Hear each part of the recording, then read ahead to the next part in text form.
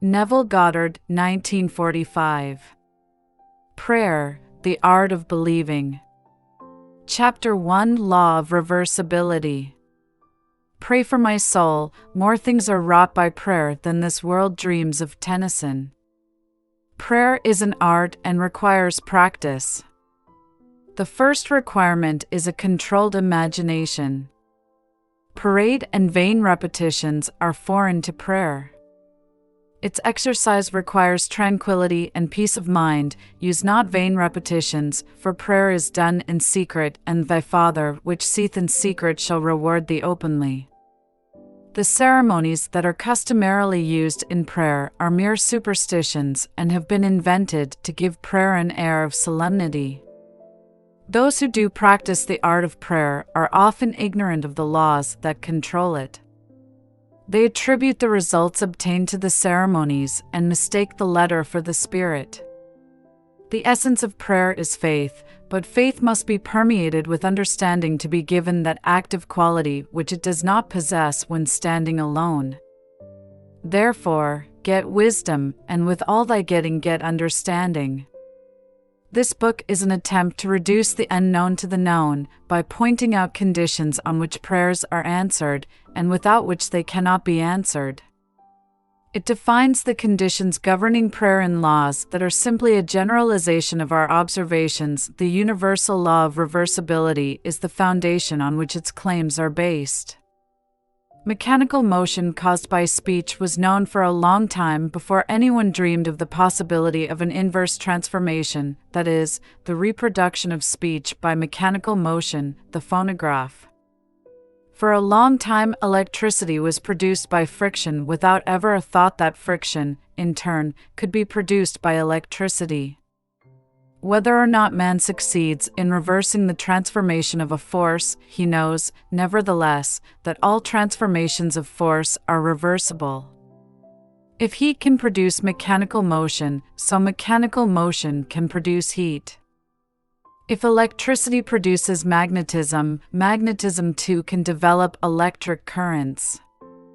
If the voice can cause undulatory currents, so can such currents reproduce the voice, and so on.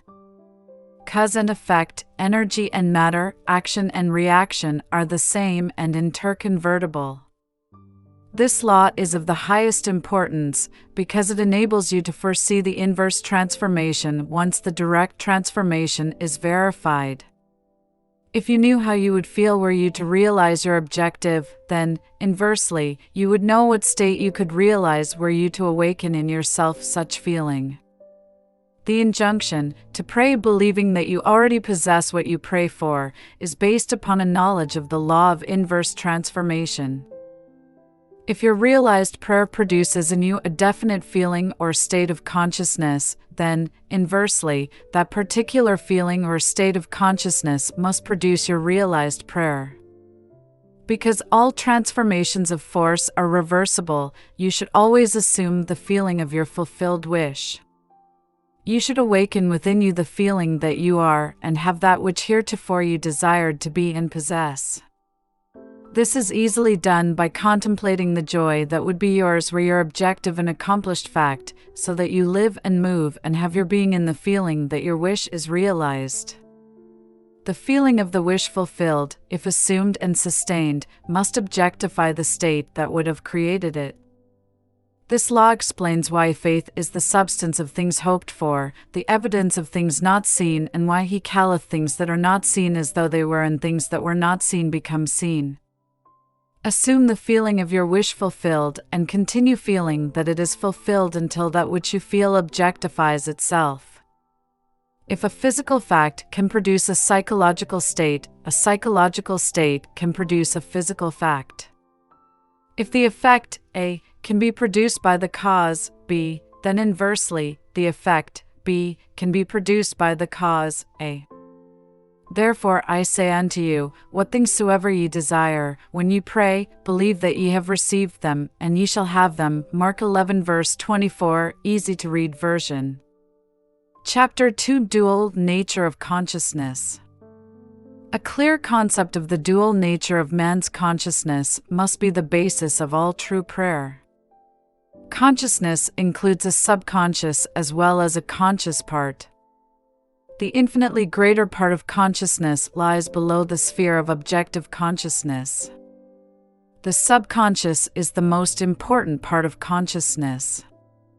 It is the cause of voluntary action. The subconscious is what a man is. The conscious is what a man knows. I and my Father are one, but my Father is greater than I. The conscious and subconscious are one, but the subconscious is greater than the conscious. I of myself can do nothing, the Father within me, he doeth the work. I, objective consciousness, of myself can do nothing, the Father, the subconscious, he doeth the work. The subconscious is that in which everything is known, in which everything is possible, to which everything goes, from which everything comes, which belongs to all, to which all have access. What we are conscious of is constructed out of what we are not conscious of. Not only do our subconscious assumptions influence our behavior, but they also fashion the pattern of our objective existence. They alone have the power to say, let us make man, objective manifestations, in our image, after our likeness. The whole of creation is asleep within the deep of man and is awakened to objective existence by his subconscious assumptions. Within that blankness we call sleep there is a consciousness in unsleeping vigilance, and while the body sleeps, this unsleeping being releases from the treasure house of eternity the subconscious assumptions of man. Prayer is the key which unlocks the infinite storehouse. Prove me now herewith, saith the Lord of hosts, if I will not open you the windows of heaven, and pour you out a blessing, that there shall not be room enough to receive it. Prayer modifies or completely changes our subconscious assumptions, and a change of assumption is a change of expression. The conscious mind reasons inductively from observation, experience, and education. It therefore finds it difficult to believe what the five senses and inductive reason deny. The subconscious reasons deductively and is never concerned with the truth or falsity of the premise, but proceeds on the assumption of the correctness of the premise and objectifies results which are consistent with the premise. This distinction must be clearly seen by all who would master the art of praying. No true grasp of the science of prayer can be really obtained until the laws governing the dual nature of consciousness are understood and the importance of the subconscious realized. Prayer, the art of believing what is denied by the senses, deals almost entirely with the subconscious. Through prayer, the subconscious is suggested into acceptance of the wish fulfilled, and, reasoning deductively, logically unfolds it to its legitimate end. Far greater is he that is in you than he that is in the world. The subjective mind is the diffused consciousness that animates the world, it is the spirit that giveth life. In all substance is a single soul, subjective mind. Through all creation runs this one unbroken subjective mind. Thought and feeling fused into beliefs impress modifications upon it, charge it with a mission, which mission it faithfully executes. The conscious mind originates premises. The subjective mind unfolds them to their logical ends. Were the subjective mind not so limited in its initiative power of reasoning, objective man could not be held responsible for his actions in the world. Man transmits ideas to the subconscious through his feelings. The subconscious transmits ideas from mind to mind through telepathy. Your unexpressed convictions of others are transmitted to them without their conscious knowledge or consent, and if subconsciously accepted by them, will influence their behavior. The only ideas they subconsciously reject are your ideas of them, which they could not wish to be true of anyone. Whatever they could wish for others can be believed of them, and by the law of belief which governs subjective reasoning they are compelled to subjectively accept, and therefore objectively express, accordingly. the subjective mind is completely controlled by suggestion. Ideas are best suggested when the objective mind is partly subjective, that is, when the objective senses are diminished or held in abeyance. This partly subjective state can best be described as controlled reverie, wherein the mind is passive but capable of functioning with absorption. It is a concentration of attention. There must be no conflict in your mind when you are praying. Turn from what is to what ought to be. Assume the mood of fulfilled desire, and by the universal law of reversibility, you will realize your desire. Chapter 3: Imagination and Faith. Prayers are not successfully made unless there is a rapport between the conscious and subconscious mind of the operator. This is done through imagination and faith. By the power of imagination, all men, certainly imaginative men, are forever casting forth enchantments, and all men, especially unimaginative men, are continually passing under their power. Can we ever be certain that it was not our mother while darning our socks who began that subtle change in our minds? If I can unintentionally cast an enchantment over persons, there is no reason to doubt that I am able to cast intentionally a far stronger enchantment. Everything that can be seen, touched, explained, argued over, is to the imaginative man nothing more than a means, for he functions, by reason of his controlled imagination, in the deep of himself where every idea exists in itself and not in relation to something else. In him there is no need for the restraints of reason. For the only restraint he can obey is the mysterious instinct that teaches him to eliminate all moods other than the mood of the fulfilled desire. Imagination and faith are the only faculties of the mind needed to create objective conditions. The faith required for the successful operation of the law of consciousness is a purely subjective faith and is attainable upon the cessation of active opposition on the part of the objective mind of the operator. It depends on your ability to feel and accept as true what your objective senses deny. Neither the passivity of the subject nor his conscious agreement with your suggestion is necessary, for without his consent or knowledge he can be given a subjective order which he must objectively express. It is a fundamental law of consciousness that by telepathy we can have immediate communion with another. To establish rapport, you call the subject mentally. Focus your attention on him and mentally shout his name just as you would to attract the attention of anyone. Imagine that he answered, and mentally hear his voice. Represent him to yourself inwardly in the state you want him to obtain. Then imagine that he is telling you in the tones of ordinary conversation what you want to hear. Mentally answer him.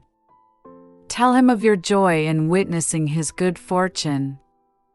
Having mentally heard with all the distinctness of reality that which you wanted to hear, and having thrilled to the news heard, return to objective consciousness. Your subjective conversation must awaken what it affirmed. Thou shalt decree a thing, and it shall be established unto thee. It is not a strong will that sends the subjective word on its mission so much as it is clear thinking and feeling the truth of the state affirmed. When belief and will are in conflict, belief invariably wins. Not by might, nor by power, but by my Spirit, saith the Lord of hosts. It is not what you want that you attract what you believe to be true. Therefore, get into the spirit of these mental conversations and give them the same degree of reality that you would a telephone conversation. If thou canst believe, all things are possible to him that believeth. Therefore, I say unto you, what things soever you desire, when you pray, believe that you received them, and ye shall have them. The acceptance of the end wills the means. And the wisest reflection could not devise more effective means than those which are willed by the acceptance of the end. Mentally talk to your friends as though your desires for them were already realized. Imagination is the beginning of the growth of all forms, and faith is the substance out of which they are formed. By imagination, that which exists in latency or is asleep within the deep of consciousness is awakened and is given form. The cures attributed to the influence of certain medicines, relics, and places are the effects of imagination and faith. The curative power is not in the spirit that is in them, it is in the spirit in which they are accepted. The letter killeth, but the spirit giveth life. The subjective mind is completely controlled by suggestion, so, whether the object of your faith be true or false, you will get the same results. There is nothing unsound in the theory of medicine or in the claims of priesthood for their relics and holy places. The subjective mind of the patient accepts the suggestion of health conditioned on such states, and as soon as these conditions are met proceeds to realize health. According to your faith be it done unto you, for all things are possible to him that believeth. Confident expectation of a state is the most potent means of bringing it about. The confident expectation of a cure does that which no medical treatment can accomplish. Failure is always due to an antagonistic autosuggestion by the patient, arising from objective doubt of the power of medicine or relic, or from doubt of the truth of the theory. Many of us, either from too little emotion or too much intellect, both of which are stumbling blocks in the way or prayer, cannot believe that which our sense deny. To force ourselves to believe will end in greater doubt. To avoid such countersuggestions, the patient should be unaware, objectively, of the suggestions which are made to him. The most effective method of healing or influencing the behavior of others consists in what is known as the silent or absent treatment. When the subject is unaware, objectively, of the suggestion given him, there is no possibility of him setting up an antagonistic belief. It is not necessary that the patient know, objectively, that anything is being done for him. From what is known of the subjective and objective processes of reasoning, it is better that he should not know objectively of that which is being done for him. The more completely the objective mind is kept in ignorance of the suggestion, the better will the subjective mind perform its functions.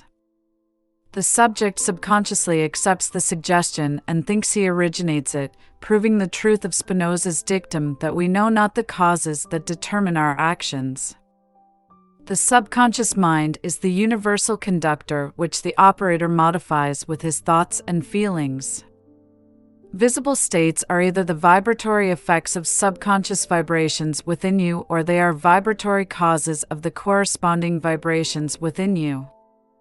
A disciplined man never permits them to be causes unless they awaken in him the desirable states of consciousness. With a knowledge of the law of reversibility, the disciplined man transforms his world by imagining and feeling only what is lovely and of good report. The beautiful idea he awakens within himself shall not fail to arouse its affinity in others. He knows the Savior of the world is not a man, but the manifestation that would save. The sick man's Savior is health, the hungry man's is food, the thirsty man's Savior is water. He walks in the company of the Savior by assuming the feeling of his wish fulfilled. By the law of reversibility, that all transformations of force are reversible, the energy or feeling awakened transforms itself into the state imagined. He never waits 4 months for the harvest. If in 4 months the harvest will awaken in him a state of joy, then, inversely, the joy of harvest now will awaken the harvest now. Now is the acceptable time to give beauty for ashes, joy for mourning, praise for the spirit of heaviness, that they might be called trees of righteousness, the planting of the Lord, that he might be glorified. Chapter 4: Controlled Reverie. Everyone is amenable to the same psychological laws which govern the ordinary hypnotic subject. He is amenable to control by suggestion. In hypnosis, the objective senses are partly or totally suspended. However, no matter how profoundly the objective senses are locked in hypnosis, the subjective faculties are alert, and the subject recognizes everything that goes on around him. The activity and power of the subjective mind are proportionate to the sleep of the objective mind. Suggestions which appear powerless when presented directly to the objective consciousness are highly efficacious when the subject is in a hypnotic state. The hypnotic state is simply being unaware, objectively. In hypnotism, the conscious mind is put to sleep and the subconscious powers are exposed as to be directly reached by suggestion. It is easy to see from this, providing you accept the truth of mental suggestions, that anyone not objectively aware of you is in a profound hypnotic state relative to you. Therefore curse not the king, no, not in thy thought, and curse not the rich in the bedchamber, for a bird of the air shall carry the voice, and that which hath wings shall tell the matter. ECC 10:20. What you sincerely believe as true of another you will awaken within him. No one need be entranced, in the ordinary manner, to be helped. If the subject is consciously unaware of the suggestion, and if the suggestion is given with conviction and confidently accepted by the operator as true, then you have the ideal setting for a successful prayer. Represent the subject to yourself mentally as though he had already done that which you desire him to do. Mentally speak to him and congratulate him on having done what you want him to do. Mentally see him in the state you want him to obtain. Within the circle of its action, every word subjectively spoken awakens objectively what it affirms. Incredulity on the part of the subject is no hindrance when you are in control of your reverie. Bold assertion by you, while you are in a partly subjective state, awakens what you affirm. Self-confidence on your part and the thorough belief in the truth of your mental assertion are all that is needed to produce results. Visualize the subject and imagine that you hear his voice. This establishes contact with his subjective mind. Then imagine that he is telling you what you want to hear. If you want to send him words of health and wealth, then imagine that he is telling you, "I have never felt better and I have never had more," and mentally tell him of your joy in witnessing his good fortune. Imagine that you see and hear his joy. A mental conversation with the subjective image of another must be in a manner which does not express the slightest doubt as to the truth of what you hear and say. If you have the least idea that you do not believe what you have imagined you have heard and seen, the subject will not comply, for your subjective mind will transmit only your fixed ideas. Only fixed ideas can awaken their vibratory correlates in those toward whom they are directed. In the controlled reverie, ideas must be suggested with the utmost care. If you do not control your imagination in the reverie, your imagination will control you. Whatever you suggest with confidence is law to the subjective mind. It is under obligation to objectify that which you mentally affirm. Not only does the subject execute the state affirmed, but he does it as though the decision had come of itself, or the idea had originated by him. Control of the subconscious is dominion over all. Each state obeys one mind's control. Control of the subconscious is accomplished through control of your beliefs, which in turn is the all-potent factor in the visible states. Imagination and faith are the secrets of creation. Chapter 5 Law of Thought Transmission. He sent his word and healed them and delivered them from their destructions. He transmitted the consciousness of health and awoke its vibratory correlate in the one toward whom it was directed. He mentally represented the subject to himself in a state of health and imagined he heard the subject confirm it. For no word of God shall be void of power, therefore hold fast the pattern of healthful words which thou hast heard. To pray successfully, you must have clearly defined objectives. You must know what you want before you can ask for it. You must know what you want before you can feel that you have it, and prayer is the feeling of the fulfilled desire. It does not matter what it is you seek in prayer, or where it is, or whom it concerns. You have nothing to do but convince yourself of the truth of that which you desire to see manifested. When you emerge from prayer, you no longer seek, for you have, if you have prayed correctly, subconsciously assumed the reality of the state sought, and by the law of reversibility your subconscious must objectify that which it affirms. You must have a conductor to transmit a force. You may employ a wire, a jet of water, a current of air, a ray of light, or any intermediary whatsoever. The principle of the photophone or the transmission of the voice by light will help you to understand thought transmission or the sending of a word to heal another. There is a strong analogy between a spoken voice and a mental voice. To think is to speak low, to speak is to think aloud. The principle of the photophone is this. A ray of light is reflected by a mirror and projected to a receiver at a distant point. Back of the mirror is a mouthpiece.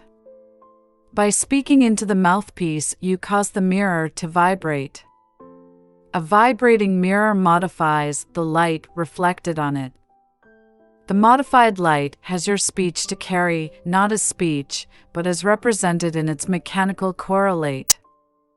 It reaches the distant station and impinges on a disc within the receiver. It causes the disc to vibrate according to the modification it undergoes, and it reproduces your voice. I am the light of the world. I am, the knowledge that I exist, is a light by means of which what passes in my mind is rendered visible. Memory, or my ability to mentally see what is objectively present, proves that my mind is a mirror, so sensitive a mirror that it can reflect a thought. The perception of an image in memory in no way differs as a visual act from the perception of my image in a mirror. The same principle of seeing is involved in both. Your consciousness is the light reflected on the mirror of your mind and projected in space to the one of whom you think. By mentally speaking to the subjective image in your mind, you cause the mirror of your mind to vibrate. Your vibrating mind modifies the light of consciousness reflected on it. The modified light of consciousness reaches the one toward whom it is directed and impinges on the mirror of his mind. It causes his mind to vibrate according to the modification it undergoes. Thus, it reproduces in him what was mentally affirmed by you. Your beliefs, your fixed attitudes of mind, constantly modify your consciousness as it is reflected on the mirror of your mind. Your consciousness, modified by your beliefs, objectifies itself in the conditions of your world. To change your world, you must first change your conception of it. To change a man, you must change your conception of him. You must first believe him to be the man you want him to be and mentally talk to him as though he were. All men are sufficiently sensitive to reproduce your beliefs of them. Therefore, if your word is not reproduced visibly in him toward whom it is sent, the cause is to be found in you, not in the subject. As soon as you believe in the truth of the state affirmed, results follow. Everyone can be transformed, every thought can be transmitted, every thought can be visibly embodied. Subjective words, subconscious assumptions, awaken what they affirm. They are living and active, and shall not return unto me void, but shall accomplish that which I please, and shall prosper in the thing whereto I sent them.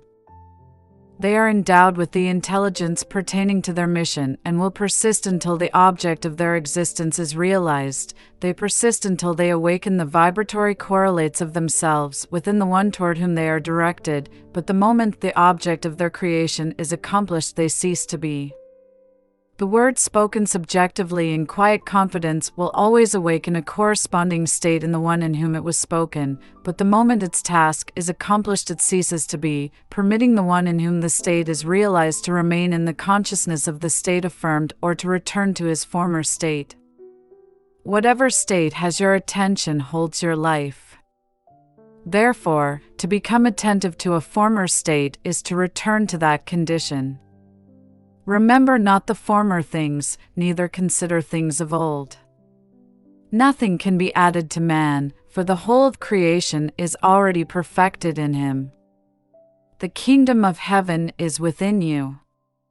Man can receive nothing, except it be given him from heaven. Heaven is your subconsciousness. Not even a sunburn is given from without. The rays without only awaken corresponding rays within. Were the burning rays not contained within man, all the concentrated rays in the universe could not burn him. Were the tones of health not contained within the consciousness of the one whom they are affirmed, they could not be vibrated by the word which is sent. You do not really give to another, you resurrect that which is asleep within him. The damsel is not dead, but sleepeth. Death is merely a sleeping and forgetting. Age and decay are the sleep, not death, of youth and health. Recognition of a state vibrates or awakens it. Distance, as it is cognized by your objective senses, does not exist for the subjective mind. If I take the wings of the morning and dwell in the uttermost parts of the sea, even there shall thy hand lead me. Time and space are conditions of thought, the imagination can transcend them and move in a psychological time and space. Although physically separated from a place by thousands of miles, you can mentally live in the distant place as though it were here. Your imagination can easily transform winter into summer, New York into Florida, and so on. Whether the object of your desire be near or far, results will be the same. Subjectively, the object of your desire is never far off, its intense nearness makes it remote from observation of the senses. It dwells in consciousness, and consciousness is closer than breathing and nearer than hands and feet. Consciousness is the one and only reality. All phenomena are formed of the same substance vibrating at different rates. Out of consciousness I as man came, and to consciousness I as man return. In consciousness all states exist subjectively and are awakened to their objective existence by belief. The only thing that prevents us from making a successful subjective impression on one at a great distance, or transforming there into here, is our habit of regarding space as an obstacle. A friend 1,000 miles away is rooted in your consciousness through your fixed ideas of him. To think of him and represent him to yourself inwardly in the state you desire him to be, confident that this subjective image is as true as it were already objectified, awakens in him a corresponding state which he must objectify. The results will be as obvious as the cause was hidden. The subject will express the awakened state within him and remain unaware of the true cause of his action. Your illusion of free will is but ignorance of the causes which make you act. Prayers depend upon your attitude of mind for their success and not upon the attitude of the subject. The subject has no power to resist your controlled subjective ideas of him unless the state affirmed by you to be true of him is a state he is incapable of wishing as true of another. In that case, it returns to you, the sender, and will realize itself in you. Provided the idea is acceptable, success depends entirely on the operator, not upon the subject who, like compass needles on their pivots, are quite indifferent as to what direction you choose to give them. If your fixed idea is not subjectively accepted by the one toward whom it is directed, it rebounds to you from whom it came. Who is he that will harm you, if you be followers of that which is good? I have been young, and now am old, yet have I not seen the righteous forsaken, nor his seed begging bread. There shall no evil happen to the just. Nothing befalls us that is not of the nature of ourselves. A person who directs a malicious thought to another will be injured by its rebound if he fails to get subconscious acceptance of the other. As ye sow, so shall ye reap. Furthermore, what you can wish and believe of another can be wished and believed of you, and you have no power to reject it if the one who desires it for you accepts it as true of you. The only power to reject a subjective word is to be incapable of wishing a similar state of another. To give presupposes the ability to receive. The possibility to impress an idea upon another mind presupposes the ability of that mind to receive that impression. Fools exploit the world, the wise transfigure it. It is the highest wisdom to know that in the living universe there is no destiny other than that created out of imagination of man. There is no influence outside of the mind of man. Whatsoever things are lovely, whatsoever are of good report, if there be any virtue, and if there be any praise, think on these things. Never accept as true of others what you would not want to be true of you. To awaken a state within another, it must first be awake within you. The state you would transmit to another can only be transmitted if it is believed by you. Therefore, to give is to receive. You cannot give what you do not have, and you have only what you believe. So to believe a state as true of another not only awakens that state within the other, but it makes it alive within you. You are what you believe. Give and you shall receive, full measure, pressed down and running over. Giving is simply believing, for what you truly believe of others you will awaken within them. The vibratory state transmitted by your belief persists until it awakens its corresponding vibration in him of whom it is believed. But before it can be transmitted, it must first be awake within the transmitter. Whatever is awake within your consciousness, you are. Whether the belief pertains to self or another does not matter, for the believer is defined by the sum total of his beliefs or subconscious assumptions. As a man thinketh in his heart, in the deep subconscious of himself, so is he. Disregard appearances and subjectively affirm as true that which you wish to be true. This awakens in you the tone of the state affirmed, which in turn realizes itself in you and in the one of whom it is affirmed. Give and ye shall receive. Beliefs invariably awaken what they affirm. The world is a mirror wherein everyone sees himself reflected. The objective world reflects the beliefs of the subjective mind. Some people are self-impressed best by visual images, others by mental sounds, and still others by mental actions. The form of mental activity which allows the whole power of your attention to be focused in one chosen direction is the one to cultivate until you can bring all to play on your objective at the same time. Should you have difficulty in understanding the terms, visual images, mental sounds and mental actions, here is an illustration that should make their meanings clear. Imagine he sees a piece of music, knowing nothing at all about musical notations. The impression in his mind is purely visual image.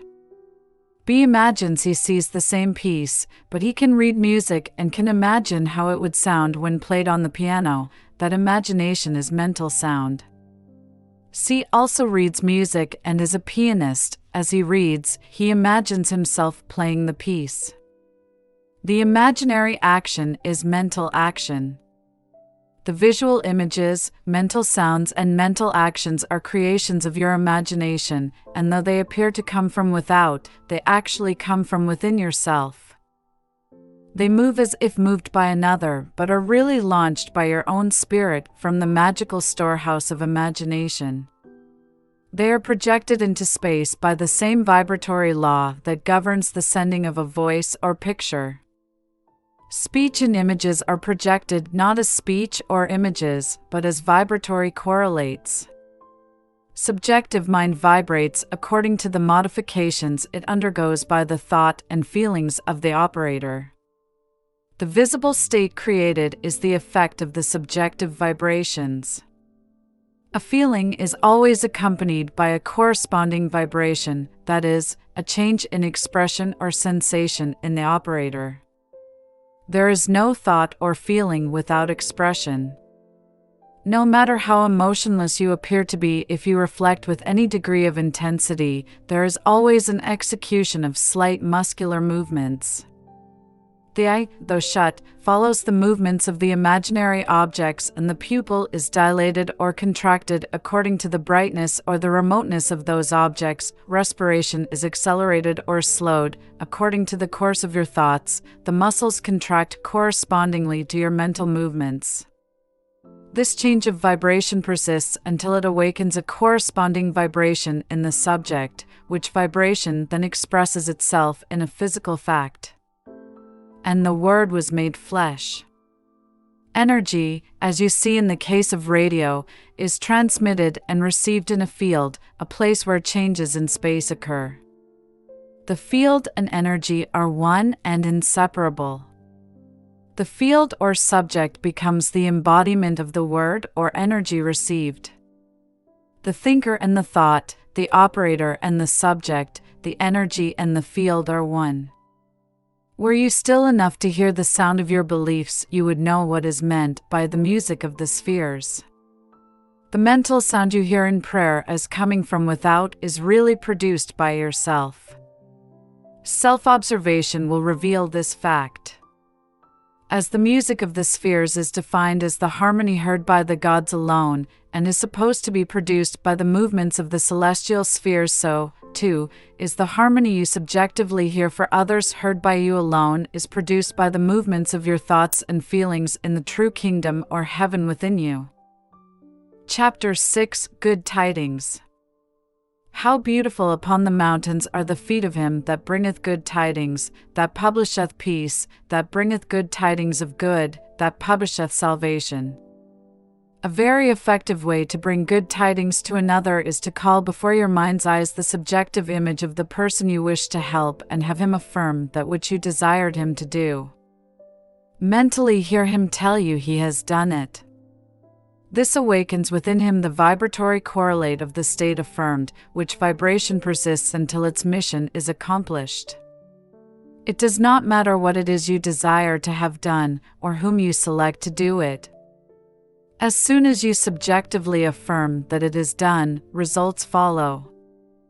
Failure can result only if you fail to accept the truth of your assertion, or if the state affirmed would not be desired by the subject for himself or another.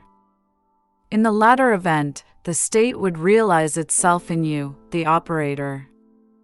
The seemingly harmless habit of talking to yourself is the most fruitful form of prayer. A mental argument with the subjective image of another is the surest way to pray for an argument. You are asking to be offended by the other when you objectively meet. He is compelled to act in a manner displeasing to you, unless before the meeting you countermand or modify your order by subjectively affirming a change. Unfortunately, man forgets his subjective arguments, his daily mental conversations with others, and so is at a loss for an explanation of the conflicts and misfortunes of his life. As mental arguments produce conflicts, so happy mental conversations produce corresponding visible states of good tidings. Man creates himself out of his own imagination. If the state desired is for yourself and you find it difficult to accept as true what your senses deny, call before your mind's eye the subjective image of a friend and have him mentally affirm that you are already that which you desire to be. This establishes in him, without his conscious consent or knowledge, the subconscious assumption that you are that which he mentally affirmed, which assumption, because it is unconsciously assumed, will persist until it fulfills its mission. Its mission is to awaken in you its vibratory correlate, which vibration, when awakened in you, realizes itself as an objective fact. Another very effective way to pray for oneself is to use the formula of Job, who found that his own captivity was removed as he prayed for his friends. Fix your attention on a friend and have the imaginary voice of your friend tell you that he is, or has that which is comparable to that which you desire to be or have. As you mentally hear and see him, feel the thrill of his good fortune and sincerely wish him well. This awakens in him the corresponding vibration of the state affirmed, which vibration must then objectify itself as a physical fact. You will discover the truth of the statement, "Blessed are the merciful, for they shall receive mercy." The quality of mercy is twice blessed, it blesses him who taketh and him who giveth. The good you subjectively accept as true of others will not only be expressed by them, but a full share will be realized by you. Transformations are never total. Force A is always transformed into more than a force B. A blow with a hammer produces not only a mechanical concussion, but also heat, electricity, a sound, a magnetic change, and so on. The vibratory correlate in the subject is not the entire transformation of the sentiment communicated. The gift transmitted to another is like the divine measure, pressed down, shaken together and running over, so that after 5,000 are fed from the 5 loaves and 2 fish, 12 baskets full are left over. Chapter 7: The Greatest Prayer. Imagination is the beginning of creation.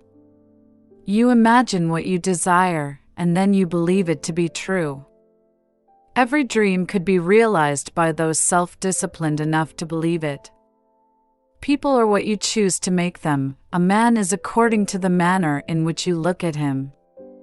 You must look at him with different eyes before he will objectively change. 2 men looked from prison bars, one saw the mud and the other saw the stars. Centuries ago, Isaiah asked the question, "Who is blind, but my servant, or deaf, as my messenger that I sent? Who is blind as he that is perfect, as blind as the Lord's servant?" The perfect man judges not after appearances, but judges righteously. He sees others as he desires them to be, he hears only what he wants to hear. He sees only good in others. In him is no condemnation, for he transforms the world with his seeing and hearing. The king that sitteth on the throne scattereth the evil with his eye. Sympathy for living things, agreement with human limitations, is not in the consciousness of the king, because he has learned to separate their false concepts from their true being. To him poverty is but the sleep of wealth. He does not see caterpillars, but painted butterflies to be, not winter, but summer sleeping, not men in want, but Jesus sleeping. Jesus of Nazareth, who scattered the evil with his eye, is asleep in the imagination of every man, and out of his own imagination must man awaken him by subjectively affirming, "I am Jesus." Then and only then will he see Jesus, for man can only see what is awake in himself. The holy womb is man's imagination. The holy child is that conception of himself, which fits Isaiah's definition of perfection. Heed the words of St. Augustine, "Too late have I loved thee, for behold thou wert within, and it was without that I did seek thee." It is your own consciousness that you must turn as to the only reality. There, and there alone, you awaken that which is asleep. Though Christ 1,000 times in Bethlehem be born, if he is not born of in thee, thy soul is still forlorn. Creation is finished. You call your creation into being by feeling the reality of the state you would call. A mood attracts its affinities, but it does not create what it attracts. As sleep is called by feeling, "I am sleepy," so, too, is Jesus Christ called by the feeling, "I am Jesus Christ." Man sees only himself.